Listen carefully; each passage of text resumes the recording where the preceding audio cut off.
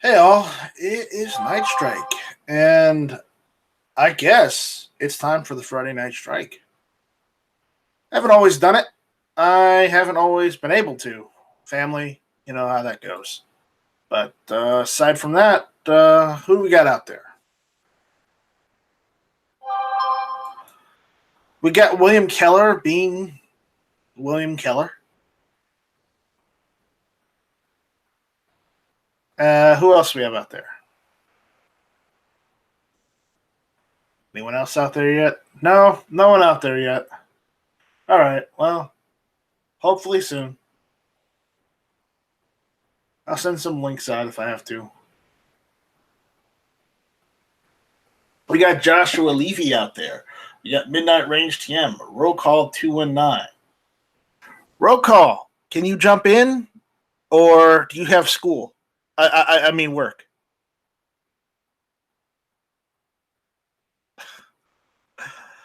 C4 says little known fact: Night Strike invented 40 Smith and Wesson.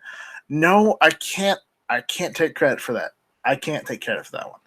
Texas Blaze is out there. Hey, Scott P79 is out there. Single Shot is out there. Well, I hope you don't miss. We got Rich White out there. Who else is out there? John Brown Productions is out there. The Sun Snob, Seven Wonders is out there.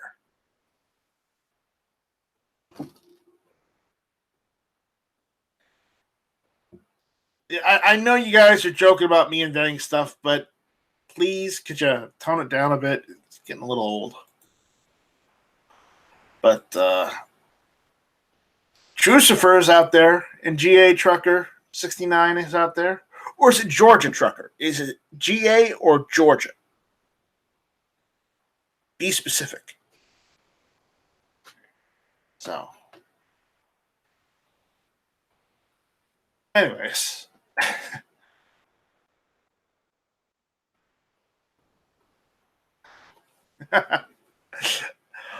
Midnight Rage says, I like 40, and if you don't, you could just go continue handing out your red flags.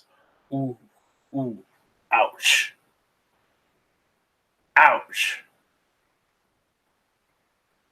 He's saying Georgia, so it's Georgia Trucker 69, not GA. Okay, good. Good.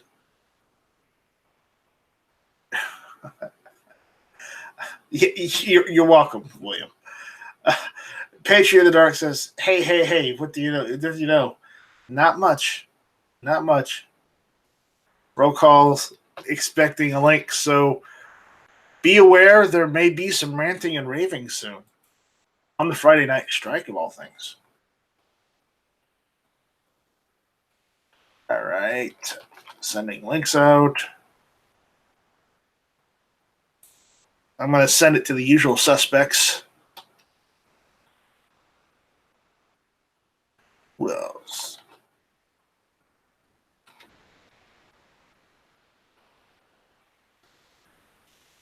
Search. All right. That should be enough people. If they jump in, great. If they don't, well, yes, we do. Anyways. All right. So, Rich White is still not feeling well. That sucks, and I just gave Rich White a link, so, all right. Juice Fuzz just bought some 40 today. $15 for 50 rounds, sick ammo. Ooh, nice. Nice. GA Trucker says Pooler, Savannah. You're like 70 miles from me. Because Savannah is just like, down I-95 for me. So. Lead Life is out there. Finally, we got Lead Life here. He will save the world because he's got lead. Bro call, look at your emails. Look at your emails. Kingpin is out there. Kingpin, you got a link if you want to jump in. If you can't, that's cool. I understand. C4 says, I'm colorblind. Thanks for always pointing out my disabilities. Well, Sarge, all I'm going to say is this green or is this red?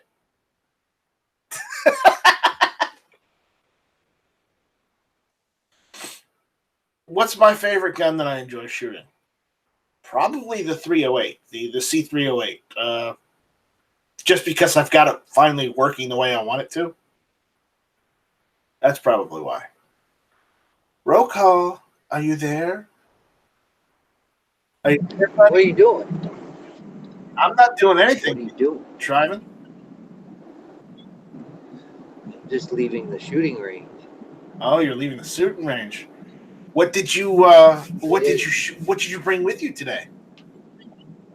I just shot my carry gun today, which is the CZ P10C. Better than a Glock. Ever.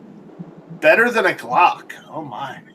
Well, I also shot a gun today. This is better than a Glock. It's the P320 and 357 SIG. Nice. It is also better than a Glock. Boost, you've got a link. Check your email. Red flag law. Better than a Glock, you say? Better than a Glock? A Smith & Wesson M&P. Yeah, compact. Yeah. I was getting there. Yeah. I was getting there. Compact. Don't get your panties in a bunch. Yeah, this is the one. It's the G19/23 size. Yeah. Don't get ruffles in that easy chair of yours. It's not a chair. It's a couch. Okay, don't get creases in the couch. Oh, he will. Oh, he will. I know. Rich loves to argue with me, even though it's not really arguing. It's just him pointing out something entirely different because that's what Rich Wright does. That's just banter. So what's going on, Foos? How you doing, dude? How you doing, buddy? I am fucking sick. Did you catch the flu that's been going around? Flu and strep. Ooh, you might actually be in worse shape than I am. Yeah. I only got a double ear infection and a sinus infection. You got the flu and strep throat. Yeah, you might be worse off than I am right now.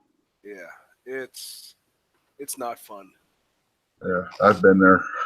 Yeah, I started getting a sore throat on Tuesday, and Wednesday I went to work for a little bit and then came home and slept a bunch, and then yesterday I couldn't get into the doctor and went today and yeah. So I'm high on medication right now and fun shit. Not really. You're talking about your C308? Yeah. I love shooting that. I didn't shoot it today, but I love shooting that gun. Because I when I went to Tulsa this last year, I bought a PTR, lower, a PTR, what is it? Fire control group grip, and the actual fire control group. And let me tell you, the gun is awesome now with that. So I have no problems. So the problem I was having was either the bar, the ejector lever bar kept moving out of place and getting stuck on the bolt carrier group, or sticking the bolt carrier group. I don't know if it was bent out of place or what. I tried fixing it multiple times. It stayed like that for a little while, and then it stopped. I had contemplated just kind of, welding it into place, but eventually I just said, you know what? It's the problem. I've diagnosed the problem down to that. The bolt carrier group is fine. There's nothing wrong with it. It was the ejector. So all I did was just replace the fire control group with a PTR, which is basically an HK91, right. And problem solved. Everything's fixed. Nice. I mean, I've not had one problem with ejection now. Giggity. And real quick, I want to know when Drusifer got a time machine. Apparently, he's been to the future because he says he bought a Glock carbine today. Or carbine, however you want to pronounce it. How did he buy something they don't make? He probably got one of those Roni kits.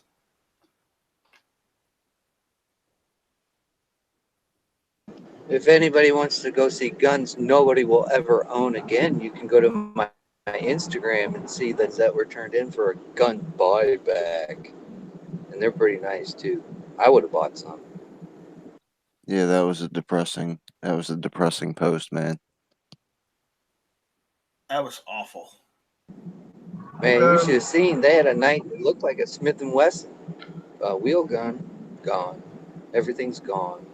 Nothing but FUD shotguns and like, oh, okay, criminals buy guns that are still in the box. Like, people didn't even take it out and shoot it. Like, I would have bought it. Basically, a brand new gun. Yeah. Sad. Oh, I don't know. I don't want to. I don't want to get pissed off because roll call. This isn't Rants and Raves right now.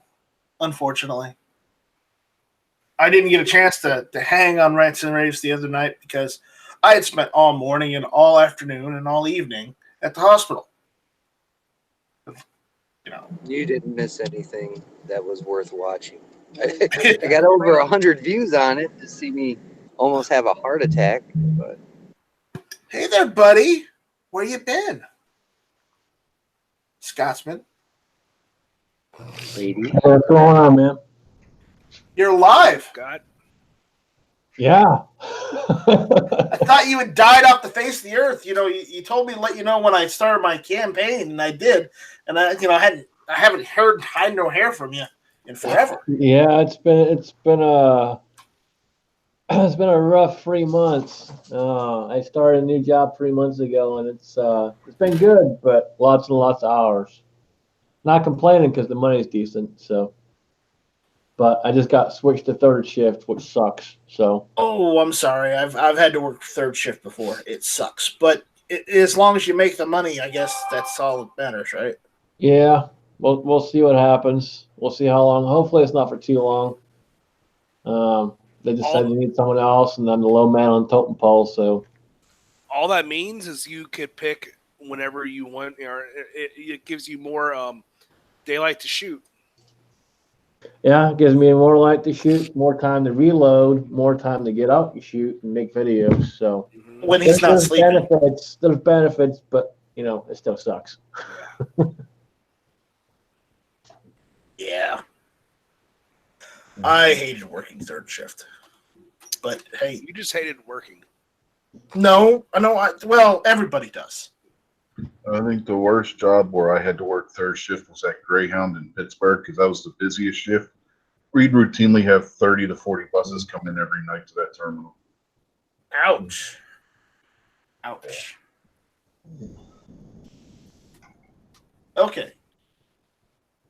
Drucifer was asking, Finite asked, the 308 HKs share the same fire control group as the 556?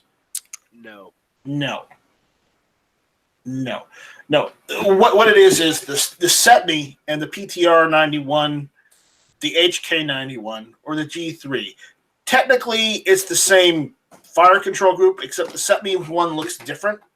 But if your SETME fire control group breaks, the only alternative you have is either sending it to a gunsmith who can try and fix the problem. In my case, it wouldn't have fixed the problem.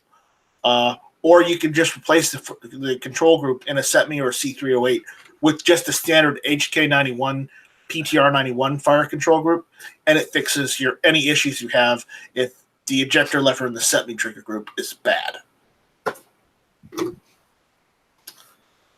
I did a hell of a lot of research on this. So Yeah, you can't go wrong either way. I mean, they're an excellent firearm. All of them, even the off-brand ones, they're still damn good. Right here. Jeez, man. You went and did all kinds of research when all you had to do was watch one Forgotten Weapons video. you know what? Ian didn't even give me the right information. Ian led me astray. So, I'm not giving any props to Ian. So what do you think about that? That's a nice micro red dot you got in there. Romeo. You got the Romeo on there? Yeah, nice. I mean, I've got wood. I opted to get the original SETME wood furniture for mine. It looks much nicer. I have that as well, and it doesn't fit on this one. Well, So- what was the issue? Just doesn't fit. Just I don't know. So What- I don't care. I like it. Foos, hold that up real quick. What you're supposed to do is you see where the buttstock goes into that metal piece. You're supposed to take that off of the buttstock and replace it and put the wood one on. Yeah. I don't know how to take it off. There's 2 screws on the back of it that you just unscrew. And remember with the set. No, on the front. When you pull the buttstock off, it's just those 2 screws that are holding it in place. Been a while since I've had this buttstock off. Yeah. And the other thing with a set-me one is you also have to buy when you get that replacement wood buttstock, you have to make sure you have the stock screw that'll screw into the back. If not, then you need to get a whole new apparatus. Yeah, I don't. That's why it didn't fit. Yeah, so I'm just gonna keep this one. Yeah, and this is a this is a dirty bitch. If I can find my spare, I'll send it your way. That's all right. Because I got a spare. It's all right. This is just a dirty bitch, and I like it like that. I mean, don't use brass ammo in it. It's not worth it. No, I don't. No. Nope. Yep. So what else is going on, guys? Anything new? Anything interesting? Nope, I need to take off my rear sight. Uh-oh. Why? Well, I'll show you why. Do I have anything pointy over here? Use a pencil or a pen. I don't have one around me. You're worthless. Oh. So, here, I'm starting to do it. This is why I got...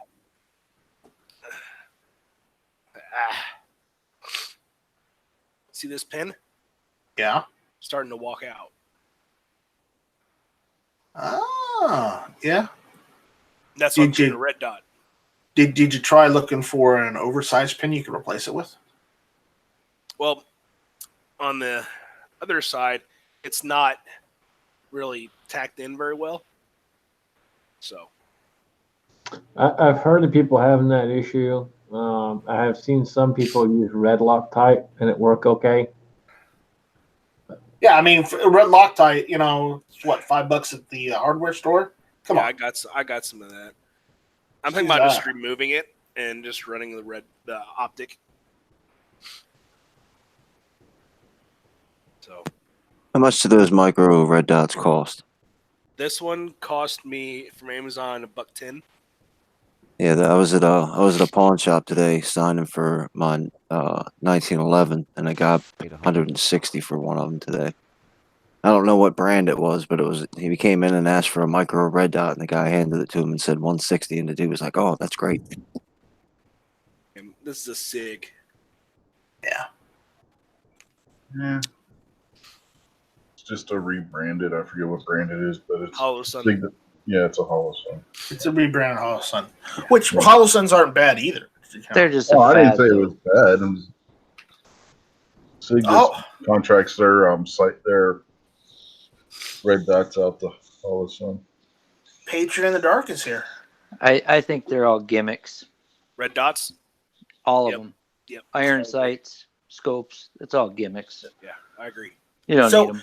So is this color red, red or green? What?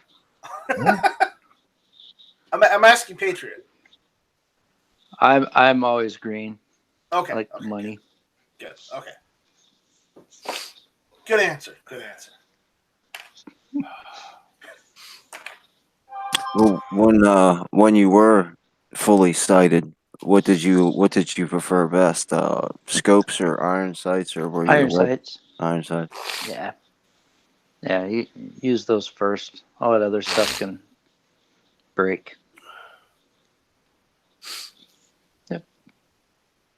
Yeah. Nice. All right, Scotsman, have you gotten any toys lately? I haven't got any new toys lately. I did get the charging handle and the bolt carrier group for my 6.5 Creedmoor. I'm hoping to have the buffer tube and spring in another week or so. And then I'll do a video on those few parts, and that'll be the complete rear end of my 6.5 Creedmoor build complete. And then I just got to start working on the front end of it, which probably be another month or so, and I should hopefully have all the parts for that. Awesome. So when's the last time you went to the range? Last time I went out and shot was about 2 weeks ago. 2 And weeks I need to ago. get out probably this weekend because I have a competition next weekend. What competition? USPSA. Sweet.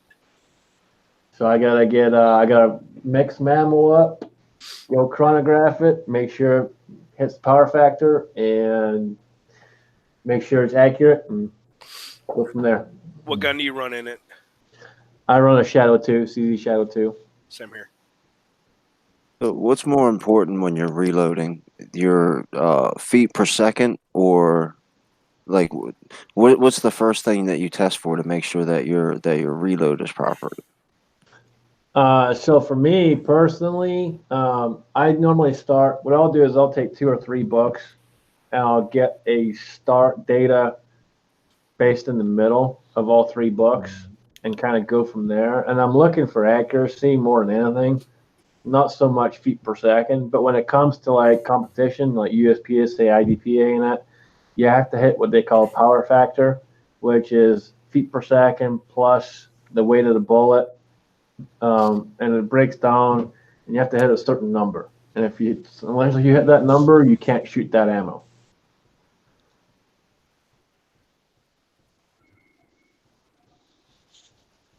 So ultimately, accuracy is the most important thing. Yeah, I mean, for me, that's why I reload. I can get a much more accurate round than I can any factory ammo. I have a question about Absolutely. that power thing. Is that so that you don't back it up so that there's less recoil? Is that? Yeah, that's I mean, exactly what it is. They don't want okay. you loading it down so low that there's virtually no recoil. Okay. It's just to make it fair. Okay. Because I mean, I loaded up some 150 grain 9mm rounds about 2 months ago, and I got those bad boys down to like almost 850 feet a second, which there was absolutely no recoil.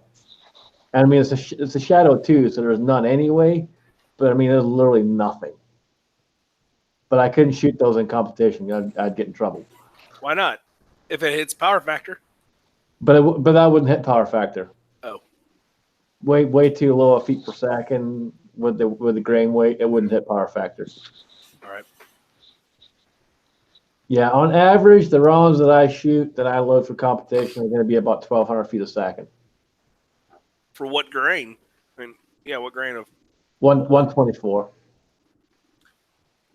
124 grain seems to be the most accurate I've found for my Shadow 2. I've shot various different grain weights and bullets, and 124 seems to be the number one. At dead on 1,200 feet per second? 1,200 feet a second. Dude, you're smoking those rounds. Yep. But Just Dano out there saying number one reloading point is safety. Do not blow yourself up. I think that also applies to shooting firearms as well. Do it responsibly and safely. Don't blow yourself up. And when it comes to firearms, number 2, don't cut yourself on the mainspring. Hey, shut up. Shut up. What I do is I load 125 grain at 1050. Okay. So I'm about 131 hit factor. Or power factor. Yeah, I'm going for major power factor, which they want like 150 to 160. Major is 165. Yeah, it's up there. Why are you going major? That's just with that round, and I broke it down because that's what the feet per second that I have and the grain weight. That's what it breaks down to. It breaks down the major power factor. I know, but why go major? What division are you shooting?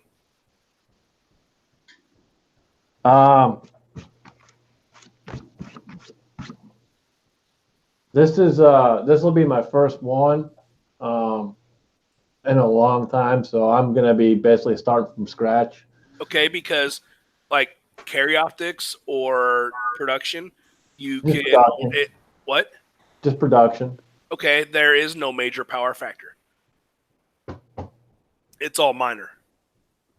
It's all scored as minor in production.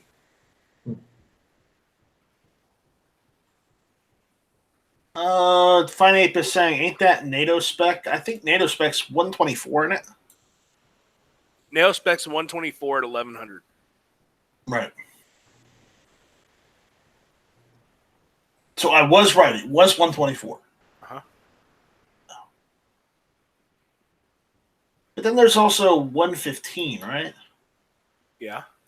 Yeah, 115. I've shot a bunch of it through that shadow, and it's just very, very inaccurate. Yeah, it's made for 124, 125 grain. Yeah, 124 just seems to be spot on every time. Like that 150 grain, it was just shooting high, constantly shooting high, no matter what. Well, the 125 versus the 150, you will have a different point of impact. Oh yeah, absolutely, absolutely. But it didn't matter what you did. It was always off. And then I've taken some regular 115 grain factory ammo and tried it, and it's all over the place. It's just not accurate whatsoever. 124 or 125 is where you want to be at on a shadow. Yeah. Oh, Yeah, holy! but I would really adjust your power, and because you don't need to be pushing 124 that fast. That could actually hurt your gun over time. Alaskan AK guy says, if any of you are coming to Alaska on vacation, please bring me 2 cases of 7.62 by 39. The cheapest I can get here in town is about $325. Wow. It's pretty bad. Remind me not to go to Alaska. It's still cheaper than AR ammo. It still is, yeah. Wouldn't it be cheaper just to hop over the little Bering Strait there and go to Russia and pick it up? It might be. Or go over to make a backdoor deal on one of the ships. Yeah. But Dano, I hear you were complaining about sights. Yes.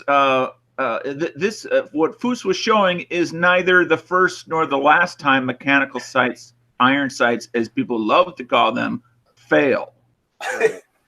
Fail. Have I made myself clear? So those of you with this belief that, mechanical sights are the holy grail. No, they're not the holy grail. Are they good? Yes. Are they the best? Well, it depends on what you're trying to do. But they are not the holy grail. They're all fads. I believe this is by personal experience, is it not, Dano?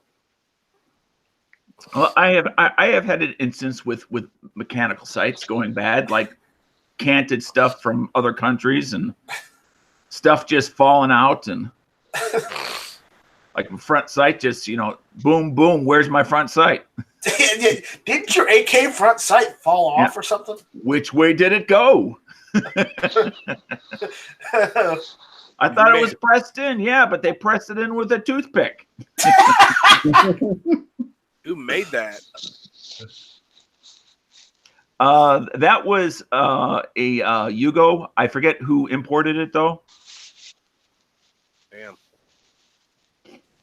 Yeah, I've got this, shitty AK over here too. I think the front sight's a little canted too.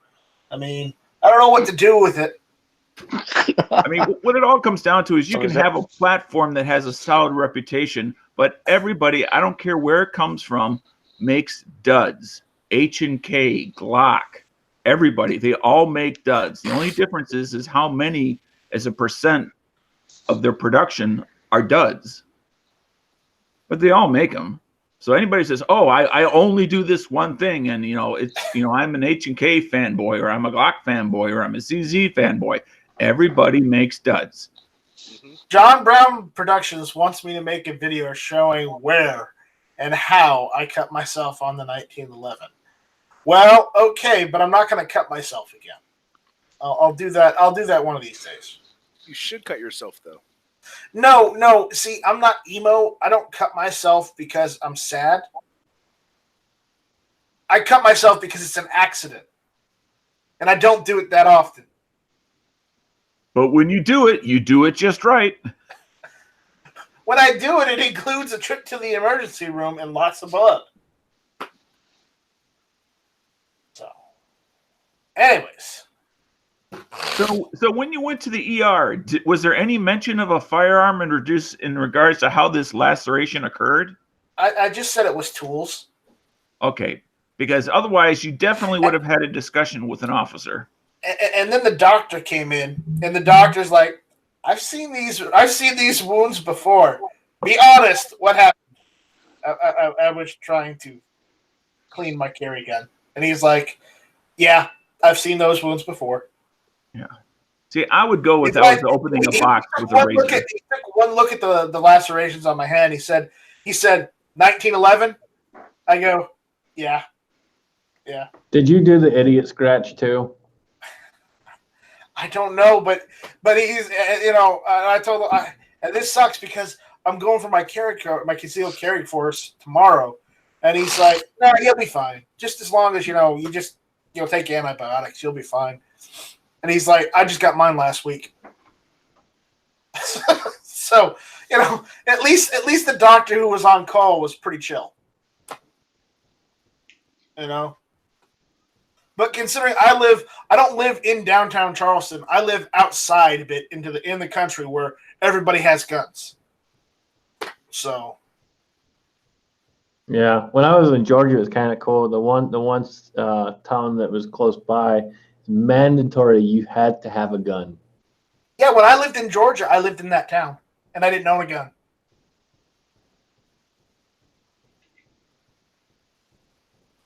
It's Kennesaw. Yep. We've got everyone's favorite contractor here.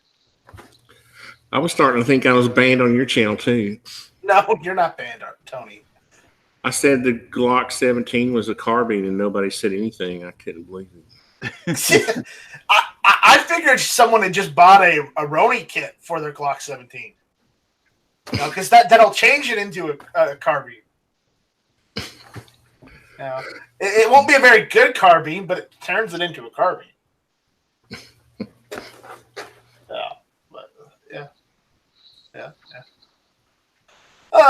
So what else do you guys want to talk about? We still got like half an hour. I got a question about squib loads. He's not He's not here. Not squib Squibbing, loads. you're out of luck. Squib loads. Oh, okay.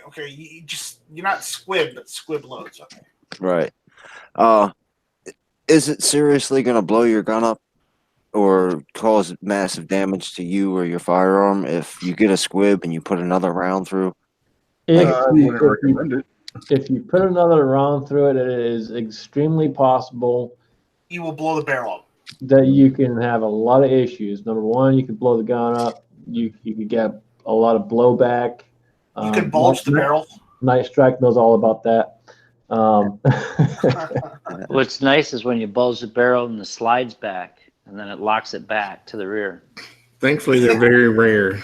I mean, generally, as long as if you take your time, you pay attention, and check every round. That's number one thing. It takes me an extra 2 to 3 seconds to check every round and make sure it's 100% got powder in it, and there's less likely I'm going to have that issue. But you will notice a difference in sound when you pull that trigger. If you do get one, you'll know it. You'll hear it. Yeah, Hear and what? if you do get a squib in your barrel, what you want to do is just take a brass rod and lightly tap it out. Do not go very hard. Don't just hammer on it like there's no tomorrow. Lightly tap it out, and you'll be fine. But don't fire again after you have one squib load. Don't do it. It's a bad idea. Is that mainly from reloads, or does that happen in factory ammunition? It'll happen in factory too. You just got to be careful. But again, you'll hear the difference when you pull that trigger. Yeah, It's mainly in reloads. You guys quit being, it's mainly in reloads. It is mainly in reloads, but you will hear the difference. All the reloaders in here are like, no, I've never had a squib load. I've seen it in factory rounds too. So. Yeah. No, if you're a reloader and you've never had a squib load, you're lying. Yeah. Or you have not been loading very long. Yeah. I've been loading for a long time. I have had 0 so far. But don't Tony, don't tell me you've never bought something from a manufacturer that never broke, because I don't buy it. I've never had a factory squib load. No. But that's not to say that couldn't happen. I went to the very first time I had a squib load was I went to the Rifle Club picnic one year and I won some ammo, right? Well, I was all happy and I got up there and they're like, look, our Rifle Club's reloading ammo now. And I'm like, cool. So 2 weeks later, I'm at the range and I'm like, oh, now I know what I won. Squib loads. But that was the first one I'd ever had, but no factory. This thing with this myth about 22 being unpredictable too. I've got a video where I went through like almost 1,000 rounds of 22 without one. There's unpredictable in what way? Oh, I had some guy on one of my videos say, "Oh, 22 is bad about primer strikes and all this stuff." Now, I've got a video where I'm shooting a 22 machine gun. And it takes an hour to load this. It's got a big old rotary, like 100-round rotary magazine. And the thing just zips through it in like 30 seconds, And I shoot like 1,000 rounds or something. And the guy's still saying that 22 is unreliable. I said, what kind of internet myth is this? Well, it might have been a troll. He might not have even been, a gun guy, 1. 2, he might be from California or Washington. Who knows? Oh, yeah. What is reliable? It's unlike pregnancy. It is a variable. It's not an absolute. It's what are we comparing it to? Are we comparing it to centerfire? Are we comparing it to black powder? I mean, because when you say something is reliable or is not reliable, you're trying to say it's an absolute of one thing or the other. I look at the total number of rounds fired that were successful versus those that weren't. That's how I do it. So for me, it's thousands of rounds of 22. I mean, when I take the boys to the range, it's like it's not uncommon for us to shoot 1,000 rounds of 22, and I think I can remember 1 or 2 in 10 years. So I mean, anyway, that's just my experience, and I get a lot of these comments, on our videos like that. Oh, 22 is unreliable. Like. It's unreliable out of certain guns because of stinking guns. And the coincidence was the AR-7, where, first of all, the magazines suck. And secondly, the gun sucks. So you have one round that doesn't work and then automatically they blame it on the round, the ammunition itself, when it's really the gun. But anyway. Well, there are guns, it's an example where I can say, yes, it is the ammunition because in the same, I have a Marlin 795, which is a semi-auto 22. Thing is accurate as crazy. And with like CCI stuff, I have never had a failure. But when I go to what I'll call the bargain basement stuff, then it's kind of like, 90% good, 10%, failure to fire. Yeah, I've never had a failure of CCI. That's the truth. So I mean, so what brand you get does vary as far as the quality and the likelihood of getting ignition. So I have gotten 22 ammunition where they wouldn't fire on the first shot, and I'd had to try it 2 or 3 times for them to actually fire. Same here. Yeah, So- I've seen. So it's not that 22 is unreliable. It's not unreliable. It just depends on what brand you're buying and whether. Over the years, I've seen a lot of failures with Winchester and Remington more than anything. CCI is pretty consistent. And I was shooting, the cheapo Remington Thunderbolt stuff. What we do is we have these big ammo cans, and we just dump when we get any kind of 22. We just dump it all in there. So it's hard to say, what we're shooting at any given time. I've been meaning to try some of that Aguila stuff. Has anybody tried any of that? I've shot the Aguila. I think the most fun thing you can shoot is the powderless. We used to shoot that in the backyard. Me and the boys did just. Is that the ones where you don't have to wear ear protection because it's it's like a silenced? Yeah, we can't shoot inside the city limits, but we shoot that. We would shoot that stuff just so we could shoot without having the police call us. That's an ammo where I wish I had a bolt action instead of a semi-auto because that stuff is incredibly quiet. Now they say not to shoot it out of a rifle, but we always shot it out of our H&R 922, and it works fine. That has 6-inch barrel on it, but they recommend not shooting it out of a rifle. Anything over, I guess, 16 inches. Yeah, my barrel on my Marlin is 16 inches. It's a semi-auto is the issue. It doesn't have enough power to cycle it. Yeah, that's true. Yeah. Yeah, I mean, right now the only 22 I have is that Savage 64 that I got. I love it. It's really accurate. I have had to fix the front sight though. You mean it's not perfect? It's not perfect.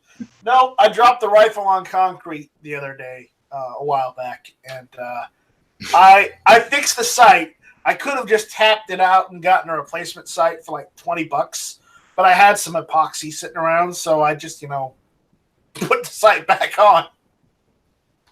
Did the JB Weld thing? Yeah, I did the JB Weld thing because, quite honestly, that it just broke in half. So if I welded it back on and tested it to see if it worked, guess what? It's good as new. Granted, it looks like shit, but again, it's just the front sight. I mean, I went out and shot it to see if there was any difference, and I put it back in the same damn place. It's fine. That happened just recently, right? Like maybe 2 months ago? Yeah, about 2 months ago. Yeah, I remember you talking about it. Yeah, but again, it happened. I fixed it with epoxy, so I didn't have to spend $20 on a new sight. Not that I probably won't go and get a new sight down the road. It's just I didn't want to spend $20 at that point in time for something I could fix for a couple of cents on the dollar out of what I already had on hand. I can't imagine Night Strike being thrifty. I can't imagine that. Right. So, an airplane ride, a 4-hour drive? Hell no. Oh, don't you start to now. I thought you were talking him using sights. Oh boy, this has gone downhill fast. Anyways, but yeah. More emails. By the way, anybody in here actually going to Tulsa? Yeah. Did you reserve your room? Yeah. Yeah, so did I. Did you get it at that group rate place? Yeah. Ironic, I have a short story I'll relay. I called that place and I set up a room, and she accidentally put in the wrong month. And I thought, she says, well, I can get it cheaper than your group rate. And it was like $10 cheaper for every single night. And I said, fine. Then we got to the end, and she said the dates. I said, no, it's April. It's not March. Oh, okay. And then she looked up the group rate, which is supposed to be a discounted rate, and it was actually higher than the regular rate. Because it was a bunch of gym guys. Yeah. They're like rock and rollers. You can't rent rooms to rock and rollers or gun guys. Yeah, I guess not. Apparently. Got to keep patching them holes they keep putting in the walls and everything. Right, The key is that you got to act like a snowflake, talk like a snowflake, and you'll get a heck of a deal. So that means we should have had you call the hotel. No, you should have had midnight call the hotel. That's funny. What was Midnight gonna do? If anyone's gonna sound like a snowflake, it's gonna be him. He's going to cook him some waffles. So Our resident sous chef. yeah, resident sous chef is right.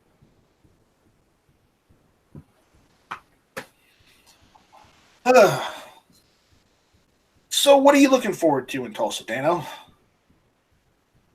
I'll probably pick up some miscellaneous parts on a AR I'm modifying. I just need to pick up some little bits and pieces, but mostly I go to get a look at some of the ultra rare guns that I like to would love to have, but will never have. But at least I can see them up close and possibly handle them. Yeah, well, that's always something.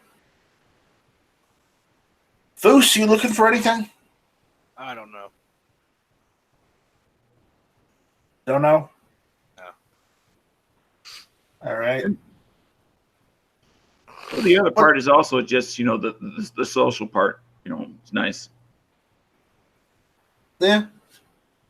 Can be nice, unless somebody suddenly goes out and starts singing to music and Yelling shall not be infringed. karaokeing over the edge. Fuck you. I don't know what you're talking about. Not at all. All right. On a prayer, take my hand. I take it, I swear. Can we get some video? I want to see the video, Dano. That's all. I want to see. Yeah, everyone wants to see the video of Dano attending karaoke. Yeah, all I do is short little clips on the internet with my camera off, and that's as close to karaoke as I get. Because I don't want any real solid evidence. This is too much evidence already. You should have seen it. We had no idea that Cycle Camp did karaoke, and he just start. One of the first songs. It's like he does Sinatra, and then he does Elvis, and I'm like, he cheated. He cheated. He did not tell us he did karaoke, and he totally cheated. Well, he was in a chat before the Tulsa get together, and he did mention that he did karaoke occasionally in his area, but he didn't say like what style or anything like that. And I can't say I'm surprised that he does what I'll call older classic stuff. I mean, I'm 57, and I know he's 10 plus years older than me. He also said he was drinking vodka or something. But what I was getting at is, out of everyone that sang that night, he did it the best. So that's what I was getting at. He can actually do karaoke and do well, whereas everybody was half drunk, kind of slurring their words. Yeah, I saw the video. Yeah. Especially when there was the foursome. There was Matt, there was Trey. I forget who the other two characters were in there with them, all doing a song together. Yeah, I still think the best video was Sandhills and his girlfriend.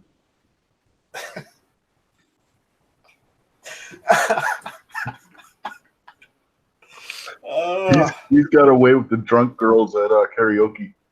Yeah. He's like, I don't know what was going on. She was jumping up against me. I was not comfortable with this, and his wife was watching on camera and just cracking up. His wife was watching from the live stream because we were live streaming it for him, and apparently she called him after that, and she was cracking up laughing. She thought it was hilarious. So, at least we entertained.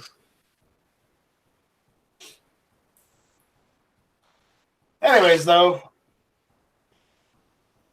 I think it's about time to close it up and get the hell out of here. Alrighty. I think already, yeah. So, On that note, on that note, I'm going to throw the Indiegogo campaign out there on the YouTube side. If anyone wants to see me go to Tulsa and make a fool of myself again, there we go. Also, if I do get to Tulsa, Never Enough Ammo and Foos are going to help me shave the beard off live. Yeah. what? This is Yeah. new. I've not heard of this. Yeah. If I get my Indiegogo campaign goal, I'm going to shave the beard off live in Tulsa with Never Enough Ammo and Matt and Foos. Who gets to do the shaving? Well, what we're gonna do is we're gonna get the electric clippers that I got. We're gonna use those, and I'll after the beard comes off, I'll brush it up. But as far as the ferret, or not even really a ferret, the Teen Wolf beard is going off, because that's how C4 Defense calls it.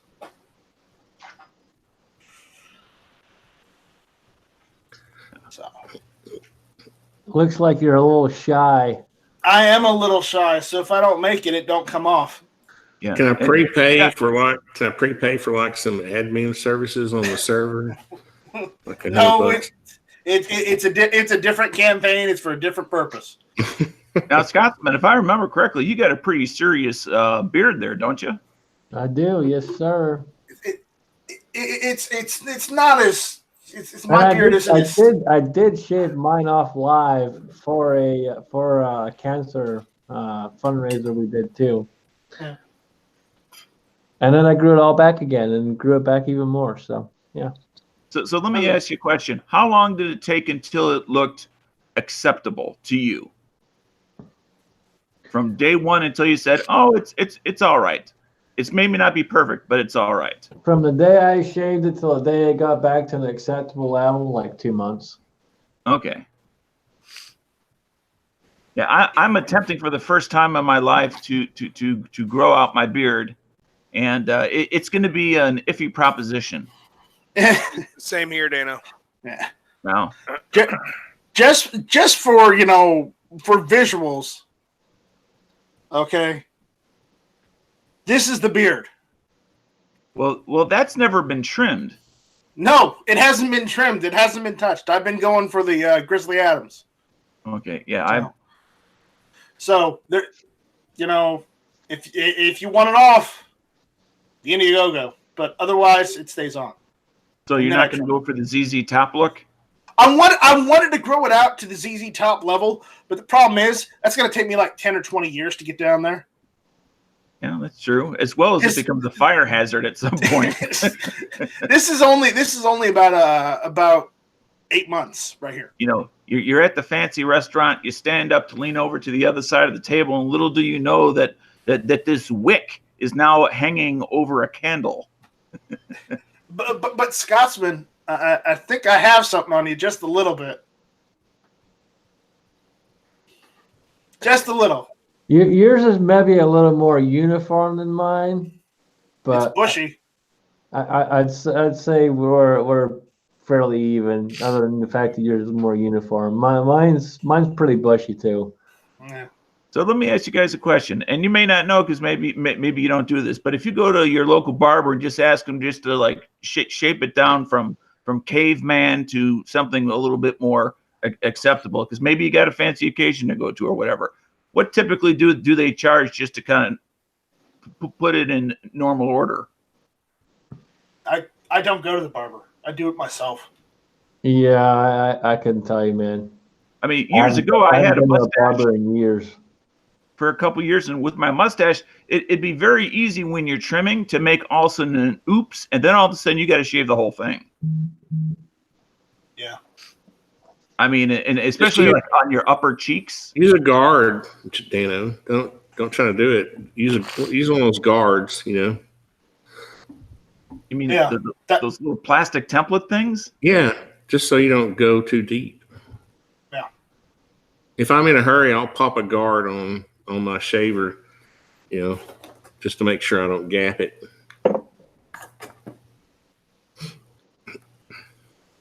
But if I go to Tulsa, this goes off the whole thing. And that's it for beard talk. That's it for beer talk. So I'm turning the camera off because oh my god. Anyways, Bruce, are you still there? Yeah. So how long have you been growing yours? Middle of January. Okay. That's about the same as mine, I guess. So with that, guys, I think we're done. Check out gun2.org. Check out Foul Territory tonight with Gizzard Gary. What's that? 8 Central, I believe. It's in a couple hours. Yeah, in a couple hours. Yeah, there you go. And I don't know, depending on what happens with Matt, we may or may not do some video gaming tonight. It all depends. Other than that, we will get on out of here. So, thanks, guys, for showing up, hanging out with me, and Uber life, yeah. Uber long. Don't miss. I was going to say, don't miss the Daily Gun Show. It is Free Patch Friday. It is. It is. So, with that, guys, we'll see you next time. Adios. Bye-bye. Peace. Adios, Felicia. Shall not be infringed.